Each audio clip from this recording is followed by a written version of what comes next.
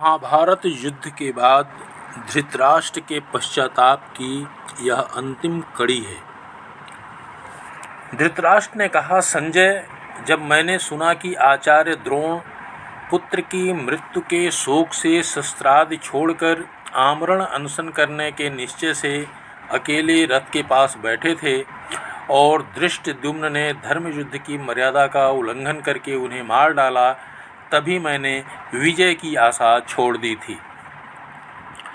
जब मैंने सुना कि अश्वत्थामा जैसे वीर के साथ बड़े बड़े वीरों के सामने ही माद्री नंदन नकुल अकेले ही अच्छी तरह युद्ध कर रहे हैं, संजय, तब मुझे जीत की आशा न रही।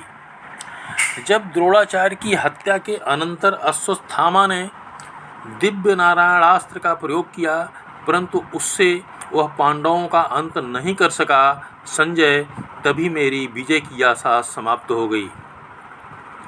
जब मैंने सुना कि रणभूमि में भीमसेन ने अपने भाई दुशासन का रक्तपात किया, परंतु वहां उपस्थित सत्पुरुषों में से किसी एक ने भी निवारण नहीं किया, संजय, तभी से मुझे विजय की आशा बिल्कुल नहीं रह गई। संजय, वह भाई का भाई से युद्ध देवताओं की गुप्त प्रेरणा से हो रहा था। जब मैंने सुना कि भिन्न भिन्न युद्धभूमि में कभी पराजित न होने वाले अत्यंत शूर शिरोमणि कर्ण को प्रथापुत्र अर्जुन ने मार डाला, तब मेरी विजय की आशा नष्ट हो गई। जब मैंने सुना कि धर्मराज युधिष्ठिर, द्रोणपुत्र अश्वत्थामा, शूरवीर दुशासन एवं उग्र योद्धा कृतवर्मा को भी युद्ध में जीत रहे हैं, संजय, तभी से मुझे विजय की आशा नहीं रह गई। जब मैंने सुना कि रणभूमि में धर्मराज युधिष्ठिर ने शूर शिरोमणि मद्रराज शल्य को मार डाला, जो सर्वथा युद्ध में घोड़े हाँकने के संबंध में श्री कृष्ण की होड़ करने पर उतारू रहता था, तभी से मैं विजय की आशा नहीं करता था। जब मैंने सुना कि कलहकारी द्यूत के मूल कारण केवल छल कपट के बल से बलि पापी शकुनी को पांडुनंदन सहदेव ने रणभूमि में यमराज के हवाले कर दिया, संजय, तभी मेरी विजय की आशा समाप्त हो गई।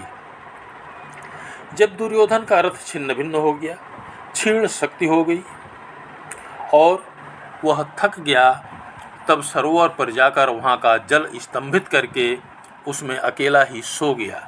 संजय, जब मैंने यह संवाद सुना, तब मेरी विजय की आशा भी चली गई। जब मैंने सुना कि उसी सरोवर के तट पर श्री कृष्ण के साथ पांडव जाकर खड़े हैं और मेरे पुत्र को असह्य दुर्वचन कहकर नीचा दिखा रहे हैं, तभी संजय, मैंने विजय की आशा सर्वथा त्याग दी।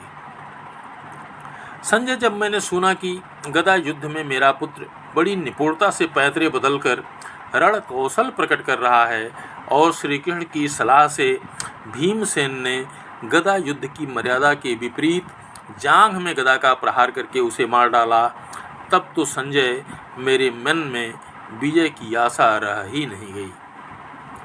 संजय, जब मैंने सुना कि अश्वत्थामा आदि दुष्टों ने सोते हुए पांचाल नरपतियों और द्रौपदी के होनहार पुत्रों को मारकर अत्यंत बीभत्स और वंश के यश को कलंकित करने वाला काम किया है, तब तो मुझे विजय की आशा रही ही नहीं।